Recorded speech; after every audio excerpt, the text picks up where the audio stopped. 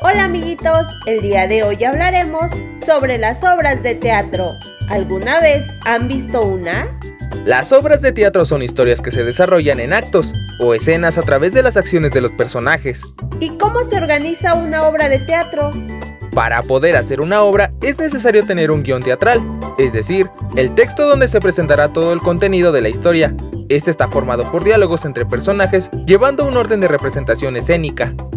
En la puesta en escena se pueden combinar mímica, discursos, diálogos, música y otras formas de expresión artística. Pero, ¿cuáles son los elementos de un guión teatral? El guión debe contener nombre, personajes, actos, escenas, diálogos y acotaciones. ¿Y a qué se refiere cada uno de ellos? El nombre de la obra es el título. Los personajes son seres animados, reales o ficticios que actúan en la obra de teatro y se dividen en personajes principales y personajes secundarios. Los personajes principales son los protagonistas y antagonistas de la historia y los que más aparecen en la obra, pues la historia gira en torno a ellos. Mientras que los personajes secundarios solo intervienen ocasionalmente. Los actos son los episodios de la obra. Se encuentran enumerados en el guión y cada que inicia un acto se debe hacer un cambio de escenografía. Las escenas son las partes en las que se divide el acto. Los cambios de escena son los cambios de personajes, es decir, la escena cambiará cada que se cambie el personaje.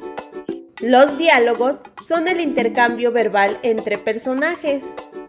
Y las acotaciones son las encargadas de señalar la puesta en escena de los personajes y siempre se encuentran entre paréntesis. Por ejemplo, entra a escena. También señala las expresiones como actitudes, ademanes y gestos. Por ejemplo, preocupada se pone su reloj. O el lugar donde se realizan las acciones. Se sienta junto a la puerta.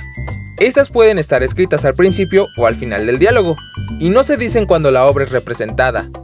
En el guión teatral también se puede encontrar cómo debe ser la escenografía, es decir, cómo es el lugar donde se desarrolla la historia, y se debe colocar al iniciar cada escena. Por ejemplo, estaban en el bosque con los animales. Y ahora que ya sabemos los elementos de un guión teatral, ¿les gustaría hacer uno?